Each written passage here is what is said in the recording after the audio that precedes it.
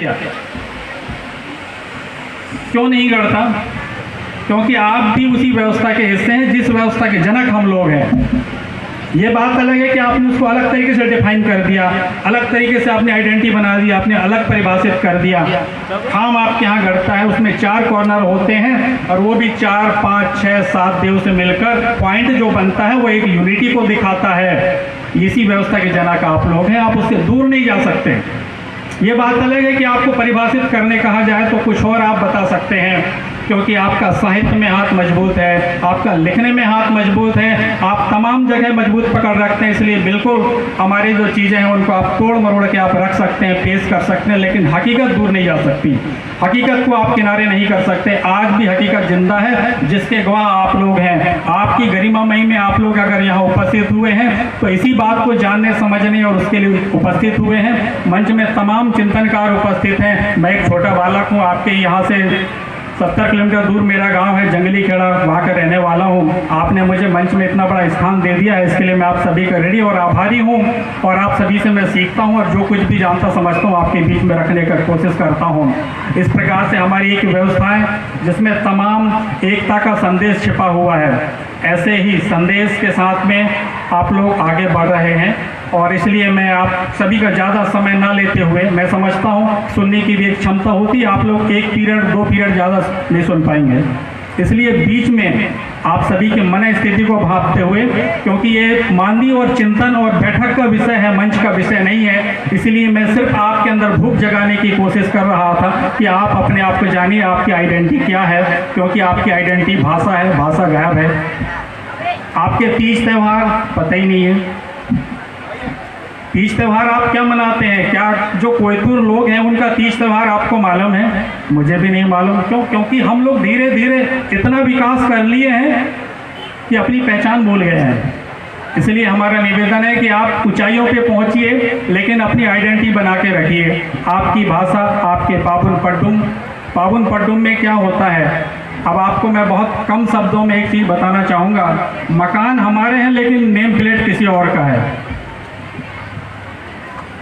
मकान हमारे हैं लेकिन नेम प्लेट किसी और का लगा है। इसका सीधा सा आशय ये है कि हर चीज़ की व्यवस्था हमारी है लेकिन नेम प्लेट किसी और का, मतलब हमने उसको अलग तरीके से परिभाषित कर दिया है। और उसको समझने के लिए मैं सबसे पहले, यहाँ सभी बच्चे जानते हैं, एक छेरता पाबुन के बारे में आपको थोड़ी सी बात बताऊंगा। ये गोटुल का हिस्सा था।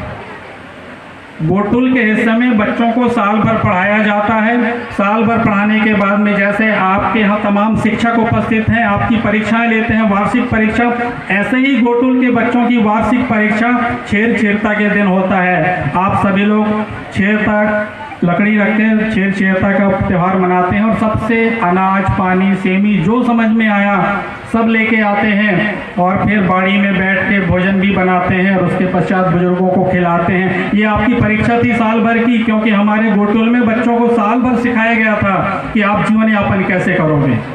इतनी बड़ी व्यवस्था के जनक है, ये हमारी परीक्षा का हिस्सा था।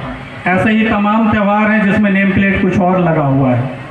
जैसे आप होली मनाते हैं, मैंने होली शब्द इसे लिया कि ये बड़ा चर्चित शब्द है। मैं हर धर्म, हर समुदाय की आस्था का सम्मान करता हूँ। जाने अनजाने अगर कहीं ऐसी भावनात्मक चोट पहुँचे तो माफ़ी चाहता हूँ।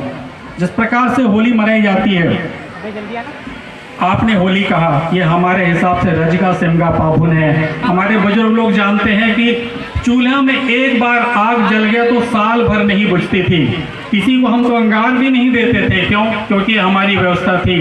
सिर्फ साल भर में जिस दिन रजगा सिमगा पाबुन हम लोग मनाते थे, उस दिन हमारी माताएं बहनें घर के अंदर से झाड़ू लाते पूरा निकालते थे और उसके बाद में गाड़ी पीढ़ा बना के मेड़ों से बाहर करते थे। उस दिन आग बुझती थी और दूसरे दिन फिर से हम लोग आग ले जाके जो जलाते थे वो साल भर फिर चलता था। ये हमारे नए साल का दर्शन था। यहाँ पर हमने इसको कुछ और बोल दिया, हमने प्राकृतिक रंगों से खेला, जबकि प्रकृति आपको इतने रंगों से लबालब कर देती है कि पूरा प्रकृति आप देख सकते हैं कितने रंगों से लबालब करती है। ये हमारा दर्शन था।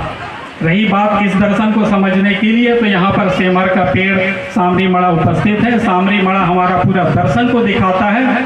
उसमें जितने पत्ते होते हैं उतने महीने प्रकृति के चलते रहते हैं। उन पत्तों को आप देखिए और आपका इस कोयतुर समाज के महीनों का पता चल जाएगा।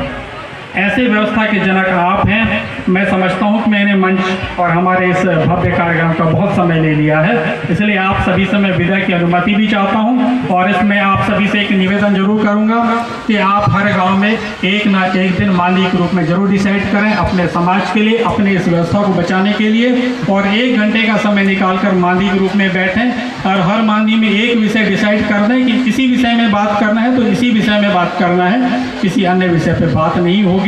इसलिए आप सभी से मैं अनुमति चाहता हूं कि मैं अपने वक्तव्य को यहीं पर विराम दूं, क्योंकि मुझे भी हमारे मार्गदर्शक मंच पर बैठे हुए हैं, उन सभी से काफ़ी कुछ सीखना है। मैं सीखने आया हूं। मैंने आप सभी लोगों से धैर्य सीखा, भरे पानी में आप लोगों ने कैसे मुझे सुना, यह चीज़ मैंने आपसे सीखा, जाना। कोशिश करूँगा कि मैं भी आपकी भांति एक बहुत देर तक ऐसे ही विपरीत परिस्थितियों में खड़े रह सकूँ। इसलिए आप सभी को फिर से पुनः बहुत बहुत धन्यवाद। सेवा सेवा सेवा जोहार।